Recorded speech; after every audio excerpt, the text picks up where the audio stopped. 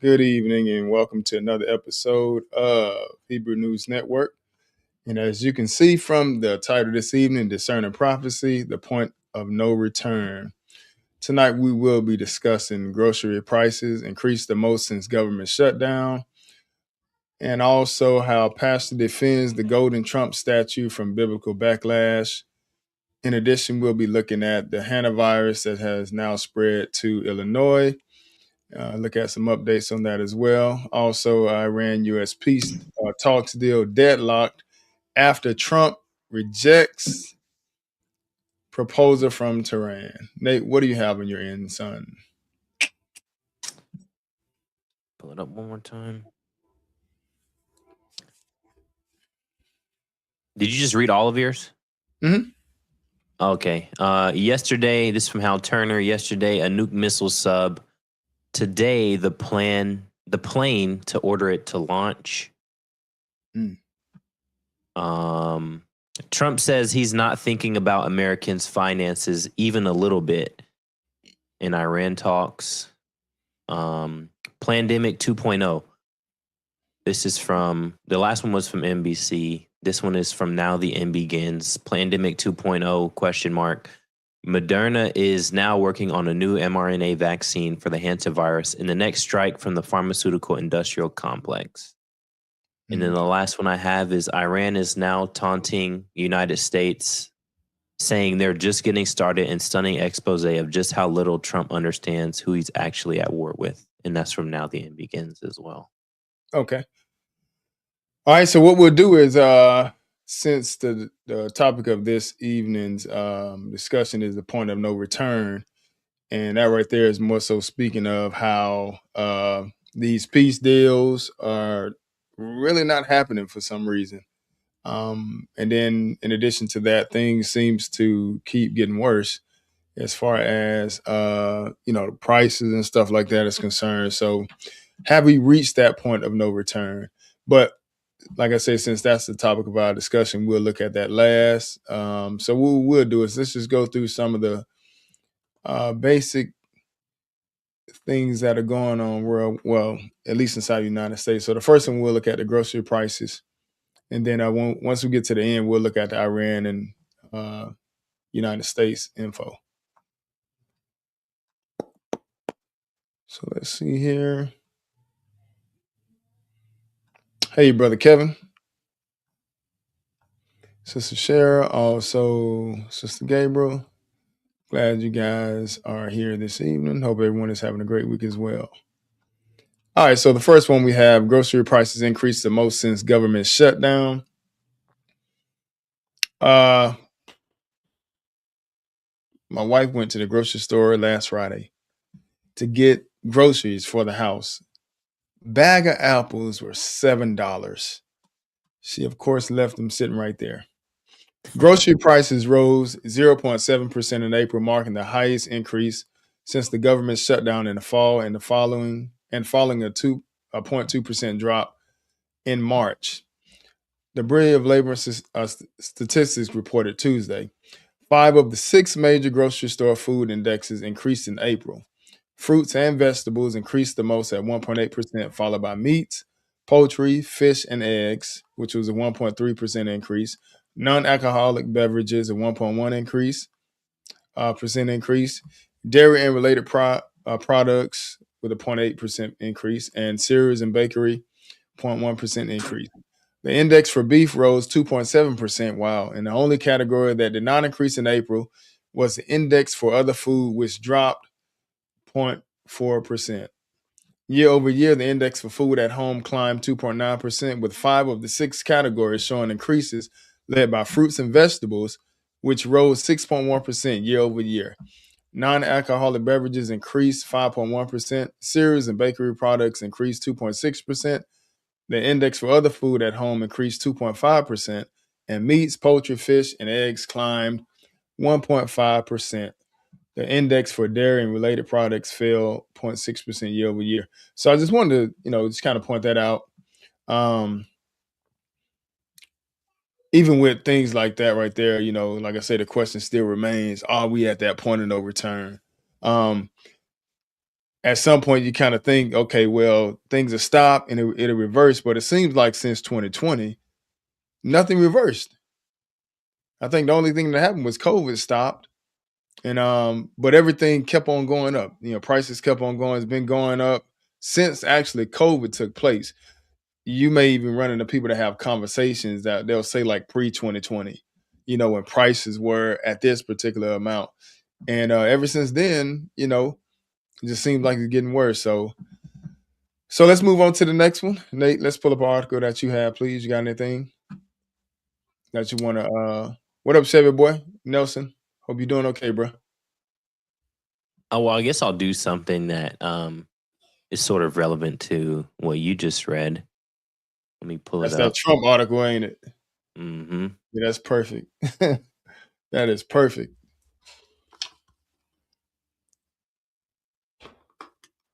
Okay, so you can bring it up.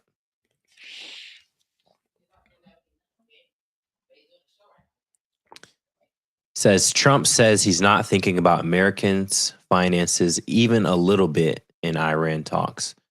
Trump said the only thing that matters is Iran can't have a nuclear weapon. President Donald Trump told reporters on Tuesday that he is not weighing the economic burden of the Iran war on everyday Americans when negotiating a deal with the country's leadership. Speaking on the White House South Lawn before departing a diplomatic trip to China, Trump was asked to what extent Americans' financial situations were motivating him to make a deal with Iran. Not even a little bit, Trump replied. The only thing that matters when I'm talking about Iran, they can't have a nuclear weapon. I don't think about Americans' financial situation. I don't think about anybody. I think about one thing. We cannot let Iran have a nuclear weapon. That's all. A reporter followed up on whether he really wasn't thinking about the economic impact of the war. The most important thing by far, including whether our stock market, which by the way is at an all-time high, but including whether our stock market goes up or down a little bit, the most important thing by far is Iran cannot have a nuclear weapon.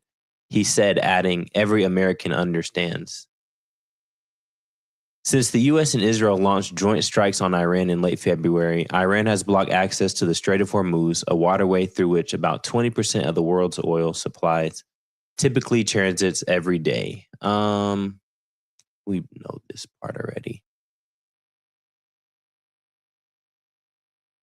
Right here. Rising fuel costs have rippled across the U.S. economy, with April inflation surging to 3.8%, its highest level in nearly 3 years, according to data released Tuesday by the Bureau of Labor Statistics. Increased energy costs, the agency said, are accounting for over 40% of the monthly all items increase. Democrats quickly jumped on Trump's remarks. Leah Lezinski, spokesperson for the Democratic Party in Michigan, a battleground state, said that while Americans were struggling to pay for necessities, Trump is saying the quiet part out loud, and it's equivalent to let them eat cake. Job growth did outpace expectations last month, according to the agency's April jobs report released last week, while U.S. stock indexes have hit record highs during the war.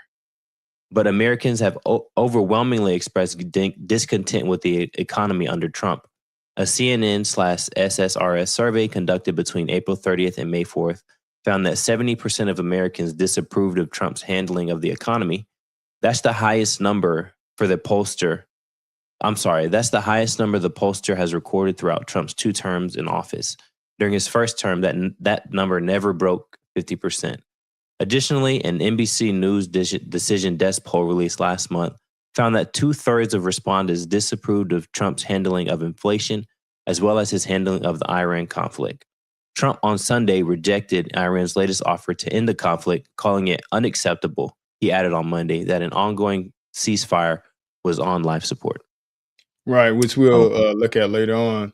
But, back to the topic of this particular article. Yeah, we clearly can see he don't care about our finances. Yeah, Yeah, he got one thing on his mind. Yeah, apparently. And I think that's a cop out, man. To try to make it seem like, you know, it's such a problem with Iran that he has to just be like laser focused on trying to get something done as far as stopping them from getting a weapon, because Man, they wasn't bothering us. They weren't bothering us. Wasn't nobody like worrying about them. So I have my opinions as to what's going on, and I know we all know who got a hand in America's back. People who call themselves us. So even if he wanted to end it, I don't think. I just think we may be at the point of no return. You know what I'm saying? Because it just seemed like they keeping it going. And in addition to that, the word let us know, we're gonna run into these type of times. You know what I'm saying? I mean, it may even get worse than that outside of just food, everything going up. So I just kind of look at it like, the news starting to get a little bit more tight, and you know what I'm saying? And we all know that America gonna have to pull back at some point, you know what I'm saying? So it just look up. It just looks like that's what we're seeing happen right now. Absolutely. Yeah.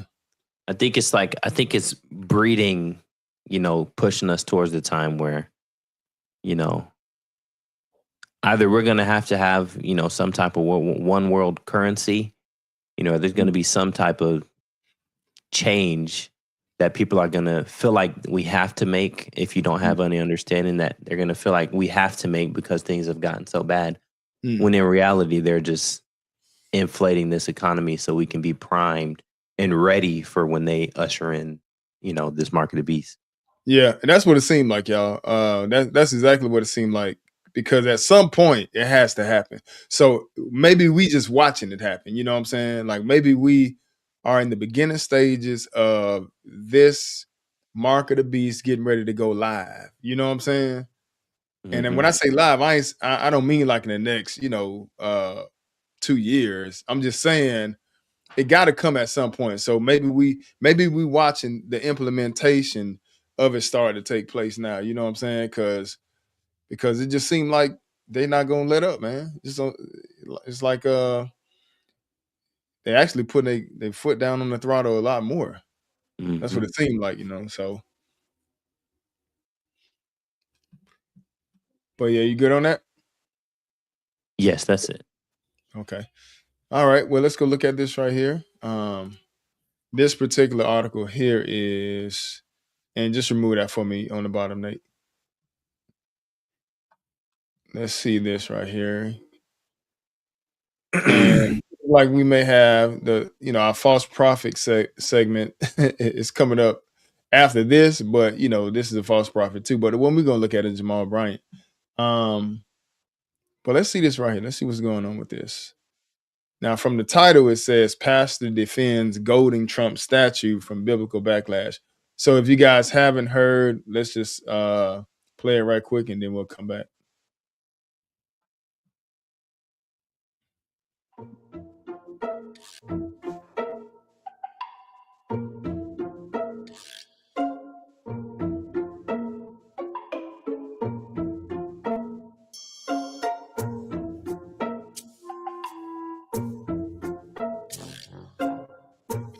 Wow. Always an Israelite. Lord have mercy. We always got to stamp it, don't we? Hmm. Picture this. So what This law happened? isn't fair, and it isn't your fault. But with What happened was this past Sabbath, they had like a ceremony or this unveiling of the statue. And you had a lot of people there, like even religious people and stuff like that. So they're trying to say that it wasn't in comparison to worshiping Baal. So let's see what it says here. The pastor behind a newly erected 22-foot golden statue of President Donald Trump at one of his Florida golf courses has defended the project following criticism that the homage violates biblical prohibitions against worshiping false gods. John Mark Burns, an American evangelical minister and spiritual advisor to the president, led the unveiling ceremony at Trump National Door, Miami, joined by dozens of religious figures. He described the statue as a celebration celebration of life and a powerful symbol of resilience, freedom, patriotism, courage, and the will to keep fighting for America. Let me be very clear. We worship the Lord Jesus Christ and him alone, Burns wrote.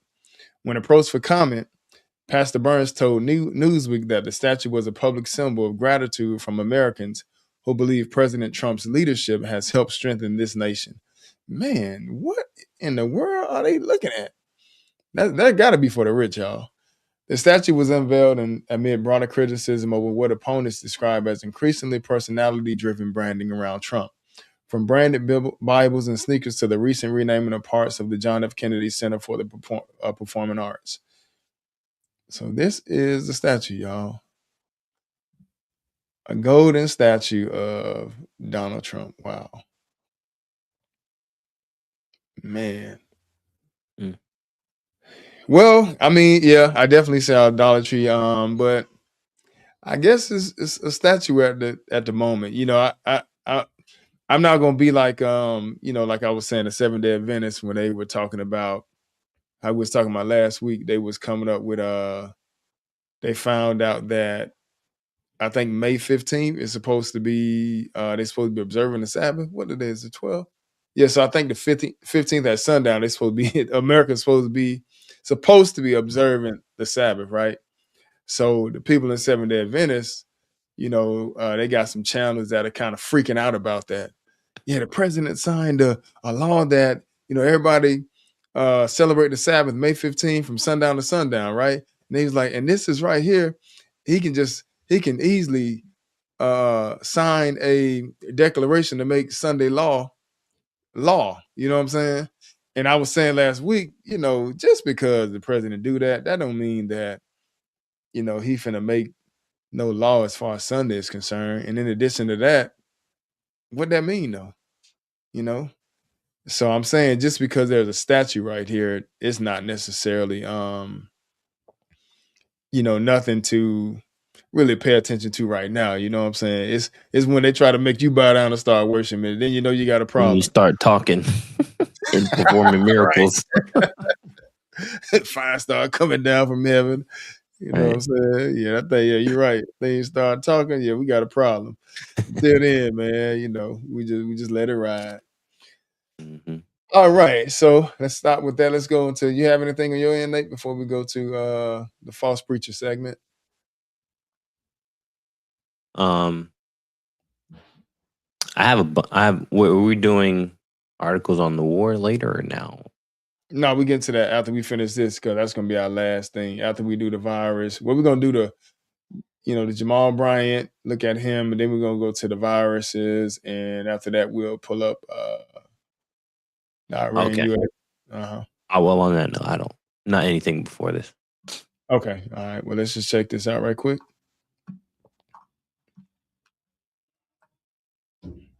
Hope everybody's doing okay today.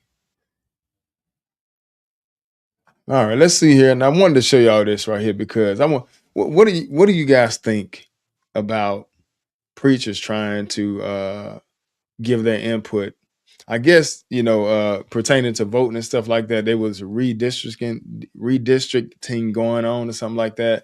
And it got a lot of, black people up in arms saying that we're going to lose our voting rights and stuff like that, right?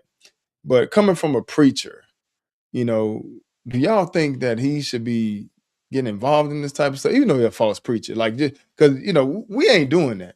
But, that's why we call it false preacher segment, because they have their minds set on so many different things out of what is necessary. But let's just see what he got to say. Under attack, but we're not going backwards. Man, they used to wear white robes with hoods. Let me see here. You gotta turn it up. Now they're wearing black robes with ties. Last week, I want to start it over. Let me see if I can refresh it.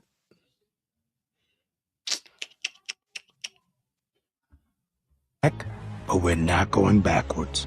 They used to wear white robes with hoods, and now they're wearing black robes with ties. Last week, the Supreme Court gutted the Voting Rights Act, and immediately, Southern states thought it was a fiesta field day. Louisiana has redrawn the line so that there is no black representation for the entire state.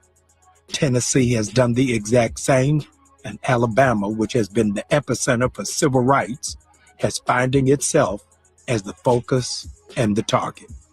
I want you to join me on May 16th at 1 o'clock on the Capitol.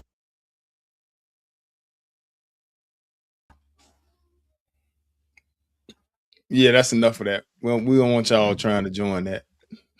we gonna go and stop sharing him. But just to the question, what do y'all think about that? Like, do y'all think? I mean, just think about the true church. You know what I'm saying? Do you think like the true church should be dealing with this type of stuff? But just go, and that's just a question. But my point is we, like to give all these different answers on how to solve our problems. You know what I'm saying? Like, even if they look, first and foremost, it belongs to the Gentile. The land does, so they can do what they want to do. But you have these preachers, they like to give you all these different types of advice, but the right advice. Because at the end of the day, what's gonna help us out is turning back to the Lord. Point blank, period. Let me just read something according to the Bible right quick. Isaiah 42. Isaiah 42. Because like I say, we had this going on since the 60s. I guess that's when we really got a voice. Up until that time, we more so were kind of, not really trying to fight anything like that, fighting against slavery. So the civil rights movement came around. I might have been, 50s, 60s when those leaders came up, like Malcolm X and Martin Luther King. But the point is, it's been going on forever. And these preachers, what they do is they're going to put things out there to make it seem like, this is what's going to make our situation better. But this is just my point on this. Let's see here. And hey, Sister Elizabeth, glad you was able to join us. I think we should align ourselves with the candidate who is against LGBT and abortion. Exactly. Vote the Bible. Absolutely. I definitely agree with that. And, and me personally, I think, like I said, I voted one time. I don't do it no more. But, the reason I voted because I was against the alphabets and the person was against the alphabets. That was my main thing right there. Well, of course, he gave us money. So I was like, yeah, I'll take that. But this is our problem, y'all. This is the real problem. Isaiah 42:19. You got that, Nate? I'm pulling it up. I was waiting on my eSword to load. Okay, no, you good. You good. I got it, though. Okay, so read Isaiah 42:19. Who is blind but my servant, or deaf as my messenger that I sent? Mm-hmm. Who is blind as he that is perfect, and blind as the Lord's servant? That's right. So the Lord is referring to his people. He said, "Who is blind as he that is perfect?" Like that's what we really are, right? But at the same time, we got some problems. Who is blind as he that is perfect, and blind as the Lord's servant? That's what we are. We are the Lord's servant. So the situation or the condition we in, it wasn't supposed to be like this. We weren't supposed to be scattered throughout the world. We weren't supposed to be serving other gods. We weren't supposed to be robbing and killing each other, right? We the servant of the Lord. But at the same time, there's a problem. And the problem is what? What it say in verse 20? Seeing many things, but thou observest not. Uh-huh. Opening the ears, but he heareth not. Right. And that just kind of like put me in the mindset of like he said in Isaiah, I think it's chapter 30 and verse 8. This is a rebellious people. We're not here to the law of the Lord. We say to the seer, see not, and prophesy not unto us right things, speaking to us smooth things, because we don't want to hear it. And like you say, seeing many things, yeah, we got eyes to see, but we ain't paying attention. Another place say, the ox know his owner, the ass his master's crib, but Israel does not know, my people do not consider. So we don't pay attention to that. Even when you try to bring to individuals who we are, even people look like us, they do more kicking at it than people who may not look like us, but this just describing the Lord's people. Seeing many things, but thou observe not, opening ears, but he heareth not. What else? The Lord is well pleased for his righteousness' sake. Mm-hmm. He will magnify the law and make it honorable. Mm-hmm. But this is a people robbed and spoiled. They are all of them snared in holes, and they are hid in prison houses. Mm. They are for a prey, and none deliver, for a spoil, and none saith restore. Mm-hmm. Who among you will give ear to this? Who will hearken and hear for the time to come? Mm-hmm. Who gave Jacob for a spoil, and Right, Israel so to the like- robbers? That's right. So like he's saying, verse 22, he say, this is the people robbed and spoiled, right? Talking about Israel, because that's what we are. We robbed and spoiled. You know, if we get out of one situation, you know, best believe there's something around the corner waiting. You know, and that's just what's going on with us as a people. But he say this is the people robbed and spoiled. They're all of them snared in holes, and they're hid in prison houses. And that's one of the main signs that sit on top of us being in prison houses. Minority in society, majority in the prison. But the Lord said this was going to happen. And he said, therefore, pray, meaning they hunted. You know, even with our own, I was watching like this case that was going on with Fulio, because they about to you know, put the verdict. Well, they got the verdict. All the guys that killed this guy Fulio in Jacksonville, well, in Tampa, but he from Jacksonville. All of them guilty, and they young. You know, they young, but they facing the death penalty. You know, either life without parole because there's no parole in Florida, or they getting death. And these guys are young. They, you know, a couple of these guys were 18, 19. But what they did was they went down to Tampa, followed him from Jacksonville. He went to Tampa to have a birthday. He was a, you know, upcoming rapper. He went to Tampa to have a birthday. They followed him from Jacksonville. And when he put up to the hotel after he celebrated his birthday, they gunned him down. Gunned him down, hit people in the car. Some of them survived, but he died. And they just lit him up. You know, like Swiss cheese. They lit him up. And now they're begging for mercy. But the point is showing that it ain't just other people that are hunting us. You know, we hunt ourselves. And if you look at what it says here, it says, therefore pray, and none delivered. You know, for a spoil and none saith restore. So we ain't getting no reparations either. So that's wishful thinking. But our reparations, us being repaired as a nation, that's going to take place when the Lord get back. But he said, who among you will give ear to this? Who will hearken and hear for the time to come? Then he turned around and said, who gave Jacob for a spoil? Because we, you know, Israel robbed and spoiled, right?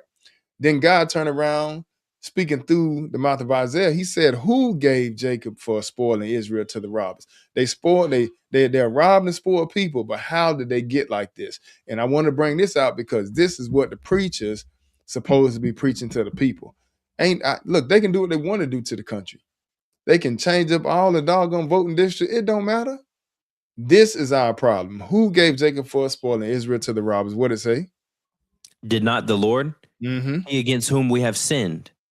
For they would not walk in his ways, neither were they obedient unto his law. That's right. And that's important for this segment because, you know, showing what false preachers are doing, instead of them teaching the people the right way, they keep on keeping their mind focused on things that has nothing to do with what's going on. As far as we're concerned, what the problem is, we are not serving God. We're not obeying his law. We're not keeping his commandments. So therefore, if you're a preacher, you're supposed to tell the people what the real issue is so they can repent and turn back to God. Voting ain't gonna do it, but he is the one that made the donkey of the day. Yeah, he's a false preacher of the week. All right, so let's move on. You ready, Nate? Yes. All right, so what you got on your end? What exactly was it that we're which part? Well, I have the hantavirus next. Okay, I have something on that too. All right, well, you go ahead and get yours first. Give me a little break. Okay.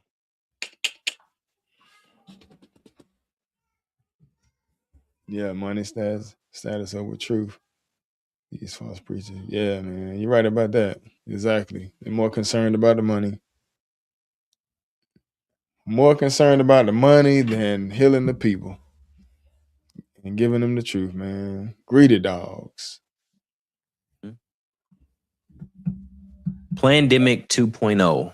Moderna is now working on a new mRNA vaccine for the hantavirus and the next strike from the pharmaceutical industrial complex. Moderna's stock rises on hantavirus vaccine news as the same mRNA machine that powered COVID fear gets ready for its next big pharma payday. Mm. This is the same end times machinery, the same pharmaceutical empire, the same fear-based conditioning system, and the same mRNA platform being warmed up for another run at global compliance. COVID was the rehearsal.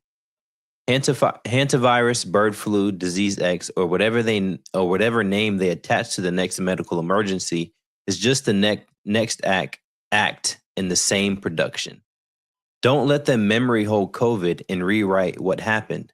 Don't let them pretend their draconian mandates were harmless, the deaths unavoidable, the injuries were imaginary, the censorship was justified, or their fear campaign was noble. And when they do it again, this time, don't comply. The COVID vaccines, they have a scripture there. Know what they're referencing. Right, The COVID right. vaccines were rushed, oversold, politically weaponized, and forced upon millions of people through mandates, threats, job loss, travel restrictions, censorship, social shaming, and spiritual intimidation. Churches were closed, small businesses were crushed, families were divided, doctors were silenced, dissenters were branded as dangerous. NTEB lost our Facebook page with 250,000, and this is the news page that they're talking about that lost their page, with 250,000 followers for reporting the truth. And after all that, the same people who told you trust the science now want you to trust them again as they prepare the next mRNA product for the next outbreak narrative. That is not medicine, that's psychological conditioning. This is exactly the type of system the last days would produce, a world trained to surrender bodily autonomy, economic freedom, travel rights, speech, employment, and conscience whenever a centralized authority declares an emergency. The world is being trained to accept a new priesthood. Unelected health officials, pharmaceutical executives, military-linked researchers, media gatekeepers, and global policy managers who believe they have the right to decide what goes into your body, where you may go, what you may say, and whether you may participate in society. Moderna saw a rise in Thursday morning trading after announcing positive phase 1 data for its mRNA hantavirus vaccine. The results showed the vaccine was well tolerated and generated strong immune responses across all dose levels, a significant finding given the absence of an FDA-approved hantavirus vaccine. Wow. The mark of the beast does not arrive in a vacuum. It arrives in a world already trained to obey. It arrives in a world already taught that personal liberty is selfish, that resistance is dangerous, that bodily submission is civic virtue, and that access to normal life can be turned on or off by a government-approved system. COVID taught the world the language of antichrist government, comply or be excluded. So I think they're suggesting that the mark of the beast could be presented in this fashion in a vaccine form. I mean, we don't know, honestly, but I do agree with where it says it arrives in a world already trained, to obey. We saw how a lot of people, well, not everybody, I think for the most part, though, people were lining up, to get their COVID vaccine just because, I don't want to say anything, out of bounds, but because of how serious they made COVID, and how they, shut the world down, everybody was, kind of ready for it to be over, or so either that or so scared that they felt like they had to get the vaccine, and I think like I said, I can agree with them when they say it arrives in a world already trained to obey, because you just look at this mainstream media, you see something that's so scary, right? And I don't think the world has ever seen a shutdown like that. And so when you see some, big pharma telling you that we have a vaccine ready to, pretty much end this thing so you guys can get back outside and have nothing to fear, people will be lining up in droves ready to get their vaccine. you know. And I think if this does happen again, it really is priming us, to be ready for whatever comes, whether it's the mark of the beast, whether it's, being forced to do things against our will, or whatever may come down the pipeline. Yeah. Well, I agree. It looks like they may be leaning more toward just showing that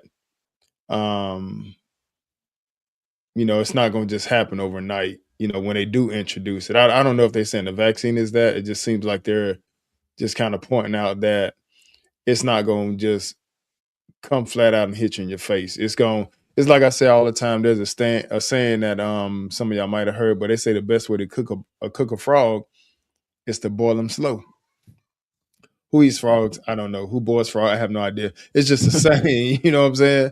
The best way to cook a frog is to boil them slow. So when you look at what happened in 2020, we all experienced it from being threatened with not being able to go to church, being threatened with people losing their jobs if they didn't take the get the shot or whatever. And then in addition to that, we saw people dying. So that's where the fear comes in when people start dying. And what happens is, excuse me, guys. So what happens is when people see death, it's almost like a lot of times, and if this is us, just pray and ask God to help us in these situations, because like the Bible talk about, it tell us that, Lord didn't give us the spirit of fear, but but of a sound mind, you know what I'm saying? So, things gonna come and go, but when that situation took place, what happened was a lot of rationale just went out the window. You know what I'm saying? People that might have thought they were strong enough to overcome a situation like this, a lot of common sense just went out the window. And if you see these things coming, which is why we do these broadcasts, you know what I'm saying? Because the Lord put it on, just put it on our minds to, kind of get ahead of things. So that way you can prepare yourself mentally. Because whether we like it or not, whether we believe it or not, it's going to get worse. It has to get worse because the Lord is getting ready to return. You know what I'm saying? And it's just gonna keep on getting bad and bad and bad. When the Lord get back, then he's just gonna set everything back in order. But morality is going out the window. So by that being the case, once morality is gone, then everything else follows afterward. You know what I'm saying? Mankind don't care who dies. If you ever there was not only and there's a thing called where everybody might have heard about Project 2025, but there's another thing that's called a PNAC documents it was PNAC, and in those documents they had certain things that they had planned for the population as far as taking people's lives. Now this is up in the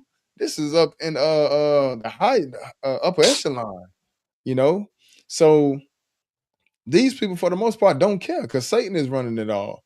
So we just try to put this stuff out here to show you that things that are coming, things are gonna get worse, you know what I'm saying? And in addition to us going to church every Sabbath, in addition to us getting the word every Sabbath, we just try to, we not just myself, but other brothers have different things that they put out, as far as the word is concerned, and it's necessary for it to build up your faith. So when these different things come, you'll be able to withstand the test of time because we got a lot to go through before the Lord returns. So just so you guys know that. So that's it on that.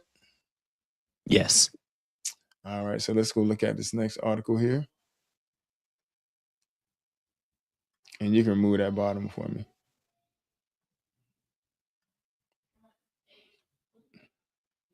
All right, let's see here. I don't know if I want this one.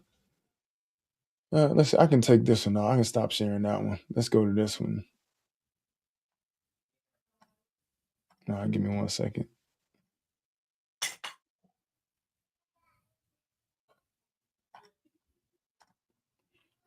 All right. Nate, want to read that? Sure.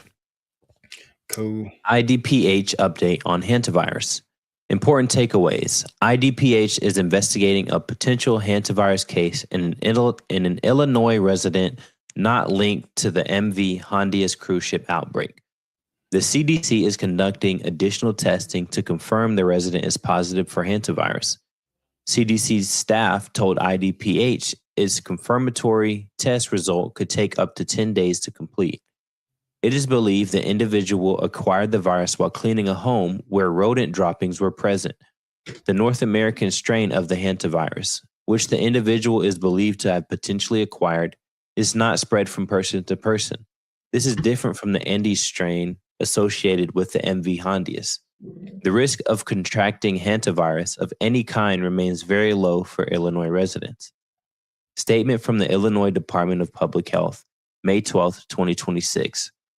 IDPH is investigating a potential hantavirus case in an Illinois resident not connected to the recent outbreak pertaining to the MV Hondias cruise ship. The resident lives in Winnebago County, has not traveled internationally, and has not come in contact with individuals associated with the MV Hondias outbreak. They are suspected to have acquired a North American strain of the virus while cleaning a home where rodent droppings were present. Unlike the Andes strain of hantavirus responsible for the cruise outbreak, the North American strains are not known to spread from person to person. The risk of contracting hantavirus of any kind remains very low for Illinois residents. Additional information. The Illinois resident associated with the potential hantavirus case has not traveled internationally and is not connected to the MV Hondias cruise ship outbreak. The resident is not seriously ill and is recovering after experiencing mild symptoms that did not require hospitalization. IDPH is working with the CDC on additional testing to confirm the resident is positive for hantavirus. That process can take up to 10 days, according to the CDC. Commercial lab serology or antibody tests, which the individual received, are not considered definitive and therefore require confirmation by a more sensitive test done at CDC. IDPH is coordinating closely with the local health departments, including the Winnebago County Health Department and the CDC. Excluding this latest potential case, Illinois has had 7 positive cases of hantavirus since 1993, most recently in March 2025. Since surveillance began in 1993, the U.S. recorded 890 cases of hantavirus over 30 years, between 1933 and 2023. 1993. 1993 and 2023. The hantavirus strain most commonly seen in the U.S. is caused by exposure to rodent droppings and is not contagious from person to person.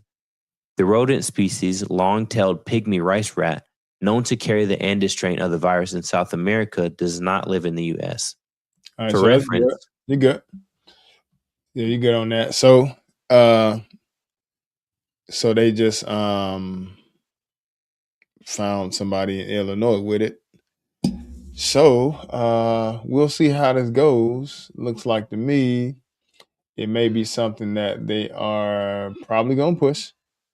So just keep an eye out on it. We'll definitely keep bringing you guys information on that, and hopefully it goes away. But if it doesn't, you know what time we in. So, anything else on that, Nate? no sir. All right. So back to the last segment of this evening, which is why it's called the point of no return, because of the wars that are going on. And Nate, let's pull up one of your articles first, or should we pull up a video? Well, you can go ahead and pull up an article. Let's see what it says. And then we'll be wrapping up. Just wanted to bring out some information this evening. As always, try to get a few scriptures in and stuff like that, and something to eat on until we can make it to the weekly Sabbath. Let's see what we got here. Yesterday, a nuke missile sub. Today, the plane to order it to launch. Wow. Yesterday, this website reported that the United States surfaced an Ohio-class submarine off the coast of Gibraltar, as it headed from the Atlantic Ocean into the Mediterranean Sea. Today, things got worse.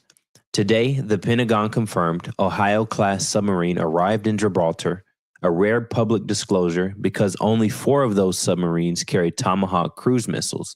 The rest carry Trident II nuclear missiles. The submarine in Gibraltar, the USS Alaska, carries only nuclear missiles. Today, things got worse. Worse, today, a U.S. Navy E-6B Mercury aircraft capable of transmitting nuclear launch orders arrived in Germany. Here is the last part of its radar flight path. Let me see if I can. Oh no, that's a visual search. I'm going to zoom in for you guys.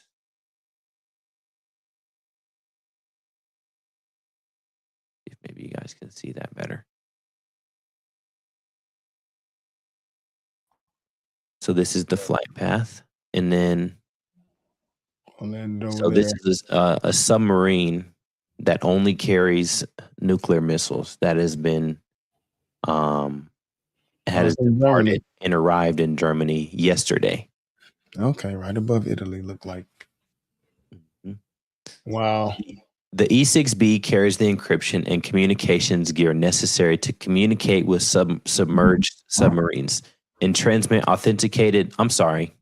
This is the flight path for the plane that communicates with the submarine. So the submarine, I believe, departed yesterday, and the plane has arrived today, which has the ability to communicate with the submarine that carries nuclear weapons, nuclear missiles. The E-6B carries the encryption and communications gear necessary to communicate with submerged submarines and transmit authenticated nuclear launch orders. Wow. So yesterday, a nuke sub arrived. Today, a plane capable of ordering that sub to launch arrived. One may think that this is a strategic message to Iran. Some may think otherwise. Minutes ago, here in my home state of New Jersey, another E-6B took off out of Joint Base Lakehurst-McGuire in central New Jersey and is now over the Atlantic, but close to the U.S. coastline. Wow.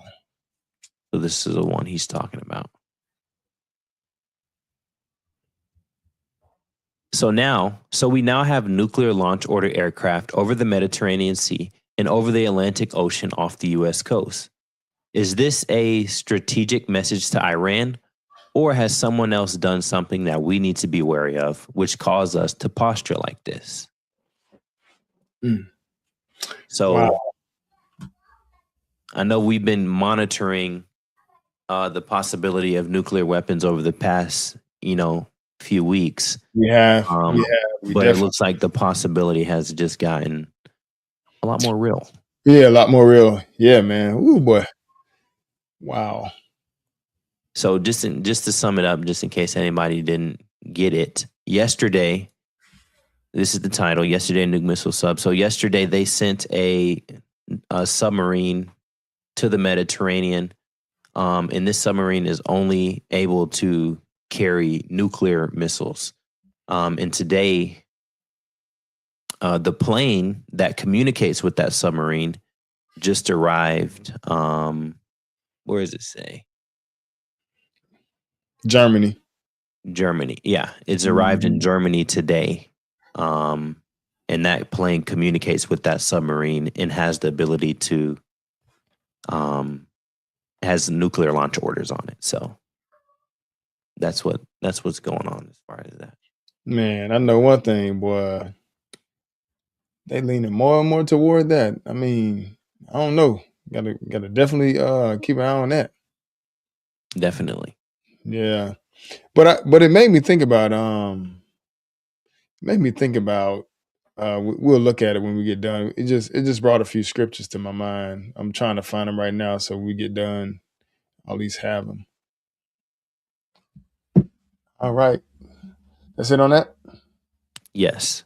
All right. Well, let me pull this one up right quick and then let's see here. This one is the video.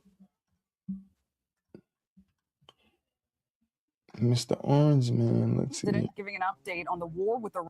All The right. president giving an update on the war with Iran, saying the ceasefire is, quote, on massive life support. The president also reiterated that he has a plan and that Iran cannot have a nuclear weapon. The president saying he can work with Iran's moderate leadership, who he says want to make a deal. But President Trump also calls the recent proposal from Iran, quote, You know, when I see stuff like this, y'all, you know, especially like when they like in the wherever the Senate and the House and all the representatives where they all meet at for like a speech or something, I see a lot of, you know, it'd be a whole lot of Gentiles there. And the reason I want to point that out is because, man, they run the world. It'd be like a few Israelites in there scattered, man, a few Spanish people. But for the most part, it'd be Gentiles all in those meetings, man. Like when they go to the G8, the G20 and stuff, it be Gentiles. And it really hit me like, man, like they run the world. So for us, we just need to preach the gospel.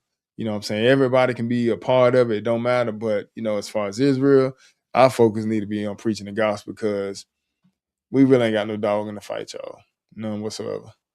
stupid. The president adding that he believes gas prices will, in his own words, drop like a rock when this war ends. So let's go to senior national politics reporter John Allen, who's been listening in from the North Lawn. John, I'll caveat this by saying this did begin as an event with the president speaking on a new maternal health initiative just off the heels of Mother's Day. But really, the bulk of these questions centered on this ongoing conflict with Iran. The president essentially calling this ceasefire unbelievably unstable. What else did he say? What were the main takeaways here? When you use those words, Clay, the ceasefire is on massive life support. That's the huge headline out of this. There were some other things that came out here from the president in terms of what he wanted to talk to President Xi about. He's saying that it's President Xi, not himself, who wants to talk about Taiwan. Of course, the United States having maintained strategic ambiguity for many decades about whether or not it would defend Taiwan if China were to invade and try to take over Taiwan. We heard the president saying that he believes gas prices will drop precipitously once the war with Iran is over. He did not say it exactly clearly in this news briefing, but told another network today he wants to suspend the gas tax, which would, of course, take an act of Congress. And then the one other thing I thought was interesting he said today was that he believes Republicans should walk away with the midterm elections, even though most prognosticators believe that that's an uphill climb for them to continue to hold the House of Representatives after November. Yeah, and John, as the conflict continues, there were a lot of questions, understandably, about this ceasefire, the proposal. He was asked about his thoughts on the most recent proposal. What did he say? He said that it was a stupid proposal. He said it wasn't a good proposal. And he basically, interestingly, said that he does believe that he can work with Iran's leadership right now. Of course, the United States has been trying to continue negotiations with Iran's leadership, and at the same time divided that leadership into the moderates and what he called the lunatics, defining the lunatics as people who want to continue to fight a war against the United States past the point at which he believes Iran has been obliterated. The Iranians obviously have a much different view of that. Yeah, and John, this is not happening in a vacuum. The president has a highly anticipated and delayed meeting in China. He was asked about his expectations for that meeting with President Xi. What did he say?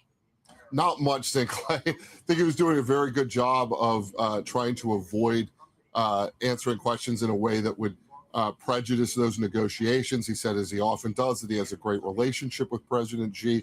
He attacked his predecessor, Joe Biden, for not having been tough, and for President Xi not respecting Joe Biden, according to Trump, but basically avoided the major questions. And even on that issue of Taiwan, which is something that I think a lot of people in the United States expect the American president to bring up, he said that he thought President Xi would care more about that than he does. If I shake my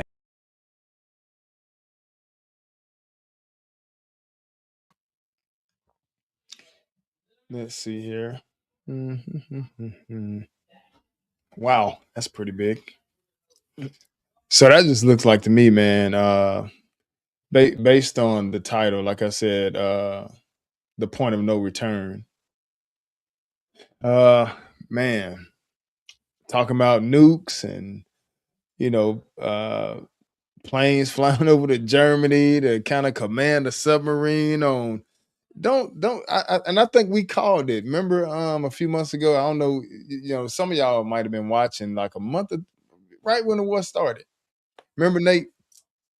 We kept seeing articles that were leading us to I war. was thinking about that. Yeah, I you was know thinking what about I'm that. And now we keep seeing stuff that's leaning towards nuclear weapons. saying? Right.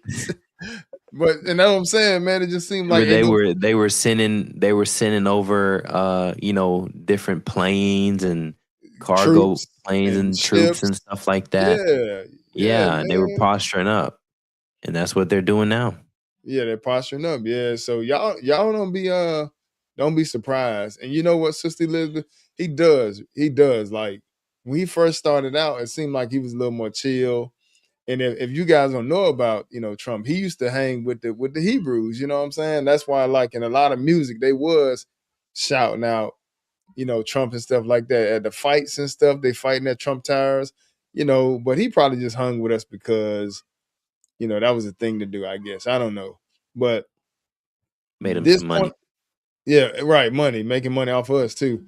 But this late or this point in his life, when he's this age, seem like he losing his mind, y'all. Like so, like you said, reminds me of Nebuchadnezzar. Yeah, you exactly right, man. I mean, Sister Elizabeth, you're exactly right. But hey, it got to happen at some point. So I guess, for everybody, don't expect things to change, right? And what I mean by that, we more so just keep serving God and let him do what he gonna do. You know what I'm saying? But don't expect things to go back to pre-COVID, man. I don't know. I'll be thinking to myself, man, like is there something coming up like real soon as to why it seems like they're moving so fast to kind of get things get the ball rolling. Like where are we in time? As far as like uh relative to the seventh day, you know, like how close are we or how far are we, So I just be thinking about that because it just seemed like things are moving so quick. And I'm wondering because they got these different agendas like the 2030, you know, um, the antivirus and the vaccine and the nukes and all that, and then everything that's going on in the world. And yeah, like you say, you definitely can feel it in the air, man. Um, but that's what we wanted to kind of look at, the point of no return. It just kind of seemed like that. So don't put your faith in man. Just do what you have to do by going to work every day, taking care of your household, and more so, which is more important than anything, serving the Lord. You know what I'm saying, and everything else will take care of itself. But for us, let's just serve the Lord, do what we got to do, and man, we got to trust in God now. Got to trust in the Lord now. Yeah, so the grandkids are trying to come into the room. I don't know if you can hear them. They hitting the door. They both here now. Drew and Jai's here.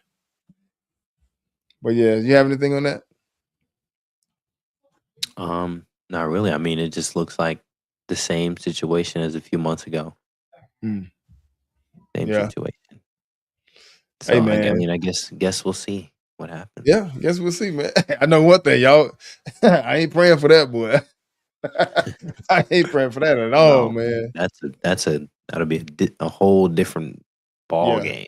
that's a different ball game right there, y'all. All right, so I definitely ain't praying for that. I think they be talking about how I think it was Hiroshima. Some people say Hiroshima, but they say they dropped like a somewhat like a small nuke. You know what I'm saying? I don't know how true it is, but when they were talking about possible nukes around this century or this time, 2026, they kept making reference back to that incident, Mm. Hiroshima or Hiroshima. You know what I'm saying? So they was like, they did it before. They did a small one though, So we'll see, man. But we definitely don't want that. And they cooking up something. We just gotta we just keep serving God. And one thing that comfort me is that, the word got to be preached. We got a lot more word to do. So a lot more word to get out. So, that's what our main focus is preaching the gospel, and everything else be going on. But 1,000 not going to fall at your right hand, 10,000 at your, no, 1,000 at your left, 10,000 at your right. You know what I'm saying? But like you said, they ain't going to come near us. So, we just keep serving the Lord. So I have a couple scriptures to end it with on my end. Well, 3. What you got? I have 2. Okay, you want to go first? Or want me to go first? How you want to do it? It's up to you. I can go real quick. They're real simple. I get to see your niece, man. First one is Ecclesiastes 1. Okay. And verse, hold on, let me get there. Ecclesiastes 1.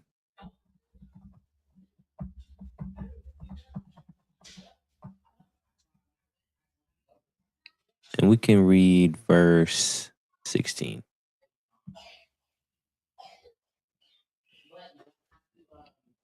All right, let me know you're ready. Hold on. We might be able to read up. I'm looking, only read 16 through 18, but it looks like, yeah, we might be able to start up. Actually, we'll just keep it simple. We'll start at 16. I commune with my own heart, saying, Lo, I am come to great estate, and have gotten more wisdom than all they that have been before me in Jerusalem. Yeah, my heart had great experience of wisdom and knowledge. And I gave my heart to know wisdom and to know madness and folly. I perceive that this also is vexation of spirit.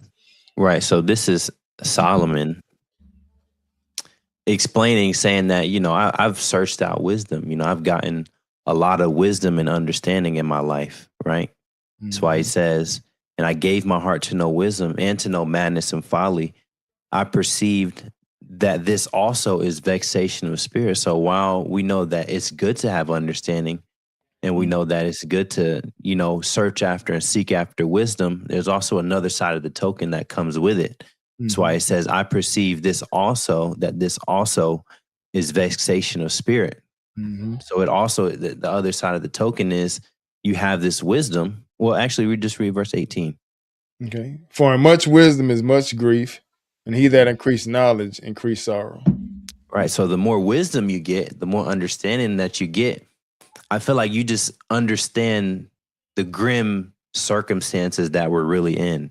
You see the world for what it really is. If you don't have any understanding, you just going about your daily life, life may not seem so bad, but if you have understanding and you know where we're headed, then that's when you start to, I always refer back to the situation where me and my friend, we thought that the mark of the beast, not the mark of the beast, we thought they had started sacrificing in Israel, and that just ruined the rest of our day. We were just quiet, didn't want to say nothing.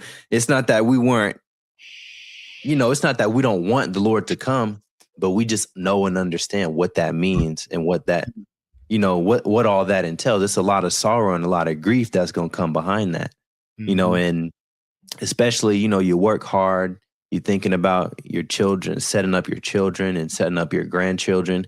And sometimes you kind of, me and my father, we own a business together. We're doing these things to set up the family that comes after us. And, sometimes it's like, are we even going to be able to see that?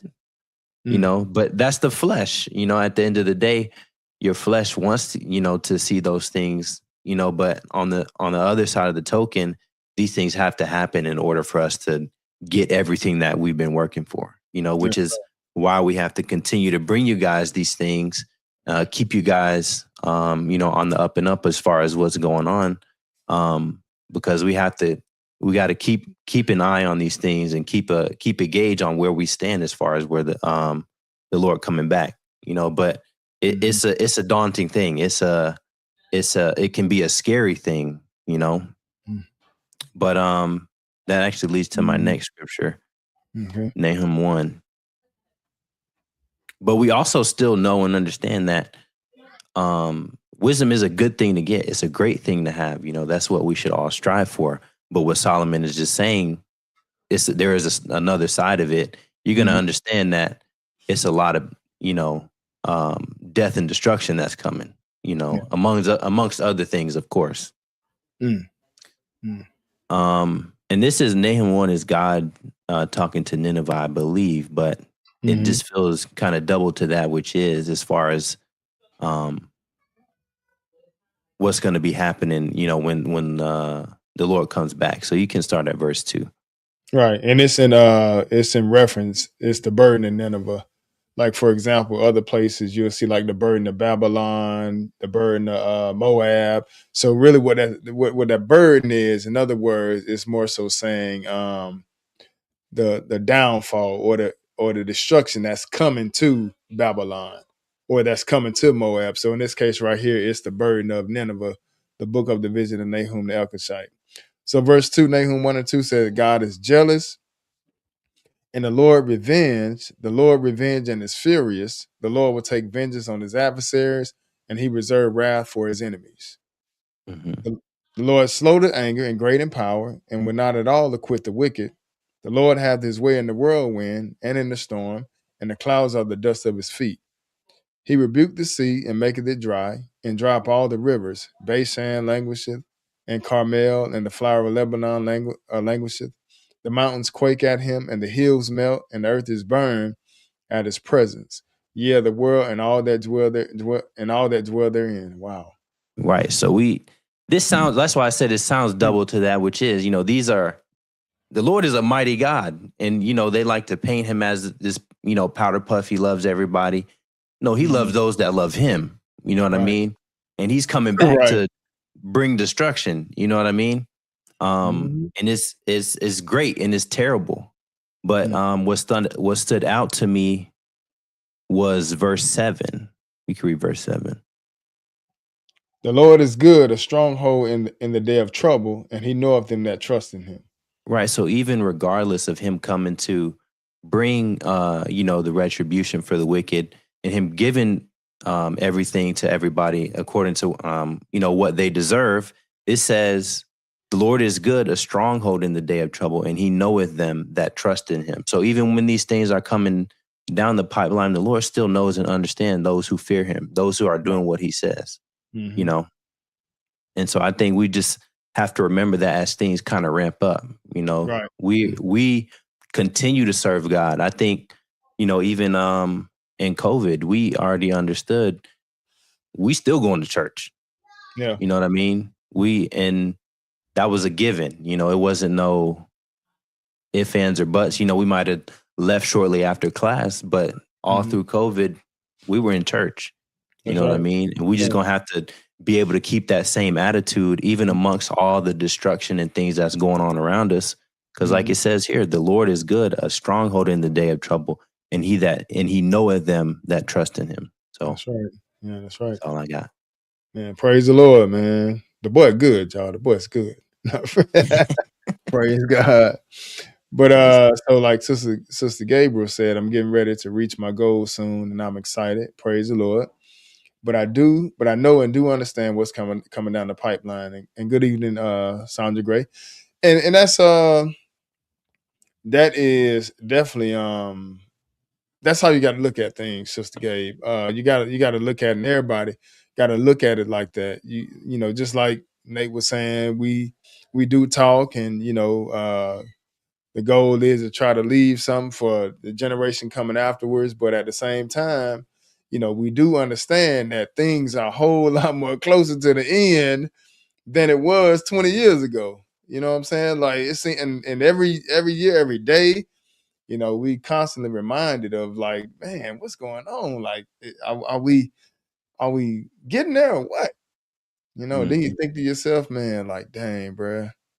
Like, man, my family, my friends and stuff like that, like that's gonna be over. Like, how's everybody gonna fare through this? Like, I be thinking about it, like, because some people ain't gonna be able to make it, man. Some people just faith ain't gonna be able to make it. And that's why, praying, Lord willing, y'all just take all these opportunities to just, get a whole lot more tight in the word. Sister Elizabeth, I pray that the Lord hide me in the grave until his wrath passed by. Man, what you talking about? I was just saying that. I was just saying this past Sabbath how my mind is starting to lean more toward that,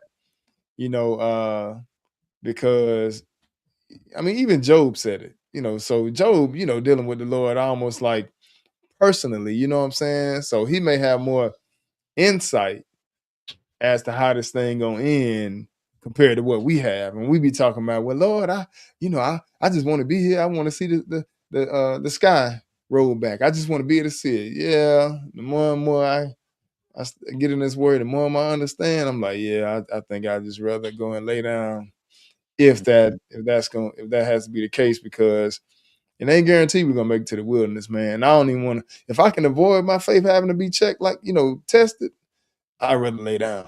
I'd rather just go in the grave, so I know I can wake up with everlasting life. But at the same time, I still love life as well. So it's almost like a catch-22. You know what I'm saying? But praise the Lord.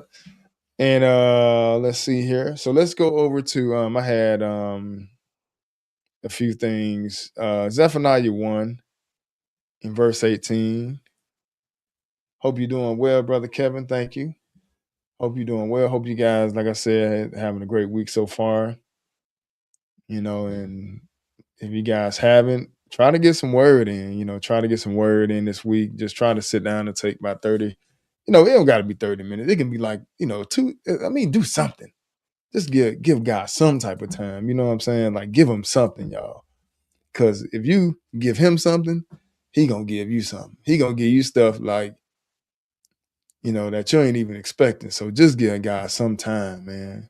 So Zephaniah 1 in verse 18, and just kind of showing how, like, even it just seems like in some of these, a couple of these verses here, definitely Matthew 24, how throughout all the Bible, the Lord just has on his mind, like as things start to get out of control, the Lord got on his mind where he just he gonna shorten the time. Shorten the time. So Zephaniah 1, pick it up at verse 17. Well, 16. A day of the trumpet and alarm against the fenced cities and against the high towers. And I will bring distress upon men, that they shall walk like blind men, because they have sinned against the Lord. Mm-hmm. And their blood shall be poured out as dust, and their flesh as the dung. And this is referring to when the Lord get back, So just think about what he's gonna do when he get back. Like we were saying earlier, how you were saying earlier about who Jesus really is. You know what I'm saying? Ain't no powder puff, ain't nobody to take lightly, because this is actually Jesus that's gonna do this. So, like you said, he said, I'm gonna bring distress upon men, that they should walk like blind men, because they have done what? Sinned against the Lord. They have sinned against the Lord. That's the problem. That's the problem with what the world got going on. It's not voting. It's not them changing up the ballot. Look, that ain't got nothing to do with it. What the reason why this world is in this mess and don't get me wrong, I would definitely, look in the mirror first. It was us and our forefathers that messed this thing up, and at the same time, now you see how the world is. And the world is gone. Now I bring distress upon men, that they should walk like blind men, because they have sinned against the Lord. Go ahead. And their blood shall be poured out as dust, and their flesh as the dung. Neither their silver nor their gold shall be able to deliver them in the day of the Lord's wrath. But the whole land shall be devoured by the fire of his jealousy. That's right, because during that time, hey, they ain't gonna be able to. They're not gonna be able to get out of it. People got a lot of riches and wealth and stuff like that, but when this here jump off, you're not gonna be able to escape. Not gonna be able to escape. He said in there, neither their silver nor their gold shall be able to deliver them in the day of the Lord's wrath. But what? The whole land shall be devoured by the fire of his jealousy. For he shall make even a speedy riddance of all of them that dwell in the land. But he gonna do it fast though. He gonna make a speedy riddance of it. Go to Romans chapter 9. Romans 9, but and this right here just reminds me right here, Romans 9 reminds me of Matthew 24. Romans 9, and pick it up at verse 27. And then Matthew 24 after this. All right, go and read that. You said verse what? 27. Isaiah also cried concerning Israel, though the number of the children of Israel be as the sand of the sea, a remnant shall be saved. That's right. And that's one thing the Lord do all the time too, right? You know, for us, it's an awakening, right? But for God, it was the plan. You know what I'm saying? It was the plan. Like, you know, even though we went off in a worldwide captivity, been serving all these other gods and stuff like that, the Lord always got a remnant in Israel. Always got a remnant. You know, no matter what happened, how we got destroyed, he always got a remnant. So for the world, they try to liken this, they try to say that this right here, what's happening, it goes back to William Crowder, who in 1908, I think, you know, found that he was an Israelite, or the Lord told him he was an Israelite. So they try to take this back to 1908 with William Crowder. But look, this go way back. The Lord telling us about it. In the book of Romans, before we even came on the scene, the Lord let us know by way of his word and in other places in the Bible that he gonna leave a remnant. He had to tell Paul, he had to tell Ezekiel that, I believe. Remember Ezekiel? He was he went up to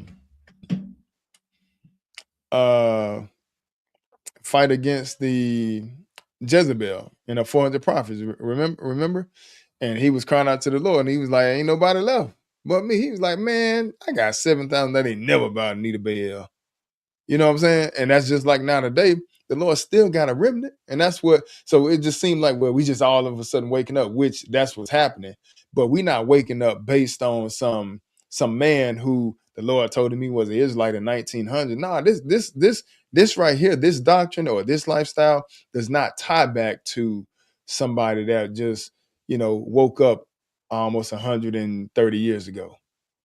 You know, that ain't 120 some years ago. That ain't got nothing to do with this. This right here goes all the way back to when the Lord brought our forefathers out of Egypt. And that's when the church was formed. You know what I'm saying? And it was our forefather, it was our people. You know, so this right here goes way back. And we happen to fall off into that situation, which is why the Lord gonna leave a remnant in the first place. You know, he not gonna let us be completely destroyed. But he said, for he will finish the no, he said Israel will be at the sand of the sea, a remnant shall be saved, for he'll do what in 28? He will finish the work and cut it short in What? righteousness. He gonna finish the work and do what? Cut it short in righteousness. Oh, look at that though. He gonna finish the work and he gonna cut it short in righteousness. And that's why, you know, you can kind of start seeing the time just pick up, man. I can't put a finger on it. I can't put a finger. I don't think nobody can put a finger on it. How is it that time is moving like it is, but the clock is still the same? You know what I'm saying? Like the clock, I don't think the clock is speeding up, but it seems like the time is just, I don't know what's happening. I can't explain. I can't put a finger on it. You know, but I just, this here just kind of puts me in that mindset. But he will finish the work and cut it short in righteousness. What else to say? And because a short work will the Lord make upon the earth. Oh, you see that? He said, because a short work will the Lord make upon the earth. So for us, even with what's going on, you know, and like I say, even though time is speeding up, look, it's going to be over after a while. You know how you be, you know, I don't know if y'all can remember, but I can remember when I was a kid, you know, and I'm about to get a whooping. Oh my God, the butterflies that was in my stomach, man, the butterflies in my bathroom. Yeah, right, right. You know you about to get a whooping, man. It's like, oh my goodness. And man, you've been anticipating that whooping, and then when it's over, it's like you forget about it. And that's the same with what's going on now, somewhat. Hey, it's a lot of stuff that's gonna happen in the world, a lot of destruction that's coming, you know. But in the end, once it's all over with, hey, the Lord is bringing peace, and that peace to the world, and that's what we have to look forward to.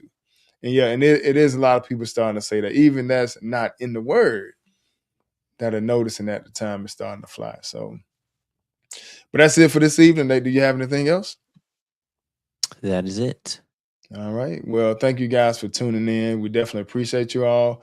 Hopefully you all have been edified, and you guys enjoy the rest of your week and have a blessed Sabbath. I know I'm saying it early. Have an early blessed Sabbath. Thank you guys once again. Next week, same time, and you guys have a good evening.